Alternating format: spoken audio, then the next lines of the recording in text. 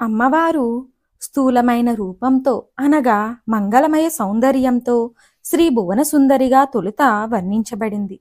ఆ తరువాత పంచదశి మహామంత్ర స్వరూపినిగా సూక్ష్మ రూపినిగా వర్ణించబడింది. ఈ రెండూ కాక ఈ రెండిటికి సమన్వయమైన లేక అనుసంధానం చేసే మరొక శక్తి అమ్మవారు. ఆ శక్తిని కుండలిని అంటారు. ఈ కుండలిని శక్తి సగుణ నిర్గుణాల మధ్యే మార్గం. అమ్మవారు కులామృత్తైక రసిక అనగా కుండలిని శక్తిని మూలాధారం నుండి సహస్రార కమలం దాకా ప్రసరింపచేసి అమృతతత్వాన్ని అందించి ఆనందించేది. మనలో వెన్నుపూసను చుట్టుకొని 3 లేక 7 చుట్టలు చుట్టుకున్న పాము ఆకారంలో కుండలిని ఉంది. ఇది పడగ కిందికి పెట్టి తోక పైకి ఎత్తిన సర్పాకృతితో ఉంటుంది. మన శిరోభాగంలోని పైభాగంలో అనగా మూర్ధంలో లేక బ్రహ్మరంధ్రంలో సహస్రార కమలం అమృతం ఉంది. దీనిని కుండలిని శక్తి ద్వారా మాత్రమే స్వీకరించగలం. అమ్మ అలా స్వీకరించి ఆనందించి ఆనందాన్ని మనకు అందజేస్తుంది. అనగా జీవుడిని పరమాత్మతత్వం గ్రహించేలా చేసి పరబ్రహ్మలో లయం చేసి బ్రహ్మానందం అందజేసేది అని అంతరార్థం. కుల అనే శబ్దానికి అమ్మ అని కూడా అర్థం. సంస్కృతంలో దీనినే అంబ అంటారు. దేవీ భాగవతంలో వేదవ్యాసుల వారు జనమేజయునికి అమ్మవారి చరిత్రను సంపూర్ణంగా వివరించారు. జనమేజయుని తండ్రి సర్పదష్టుడై చావడం వల్ల ముక్తి లేక అలమటిస్తున్నాడని అతనికి శాశ్వత కైవల్యం అందించడానికి అంబాయాగం చేయమని చెప్పాడు.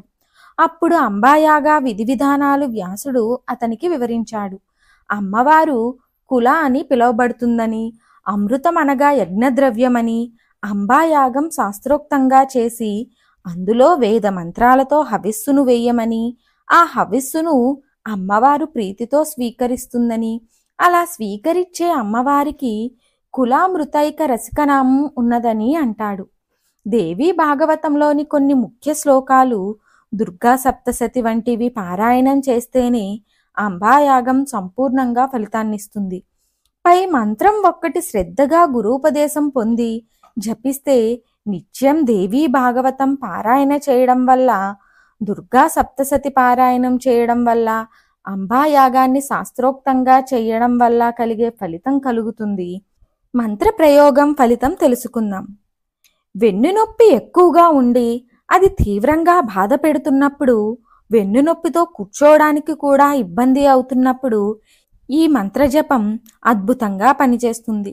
కొద్దిగా నిమ్మరసం, తులసి రసం, వేపరసం మిశ్రమంగా చేసి ఈ మంత్రాన్ని ఆ మిశ్రమం ఉన్న గిన్నెపై చెయ్యి పెట్టి రోజుకు 108 సార్లు చొప్పున 9 రోజులు జపించి ఆ మిశ్రమ రసాన్ని వెన్నుకు రాసుకుంటే బాధ చాలా తొందరగా ఉపశమిస్తుంది. తీవ్రంగా నొప్పి ఉన్నవారు 41 రోజులు ఇలా చేస్తే ఇక వెన్ను నొప్పి రాదు. కుండలిని శక్తిని జాగృతం చేయాలని కోరుకునేవారు నిత్యం ఈ మంత్రాన్ని 11 సార్లు జపం చేసుకోగలరు. మంత్రం ఏమిటో తెలుసుకుందాం. ఓం కులామృతైక రసికాయై నమః. ఓం కులామృతైక రసికాయై నమః. ఓం కులామృతైక రసికాయై నమః. మరిన్ని ఆధ్యాత్మిక విషయాల కోసం మా ఛానల్ను సబ్స్క్రైబ్ చేయండి. వీడియో నచ్చితే లైక్ చేయండి, షేర్ చేయండి, కామెంట్ చేయండి.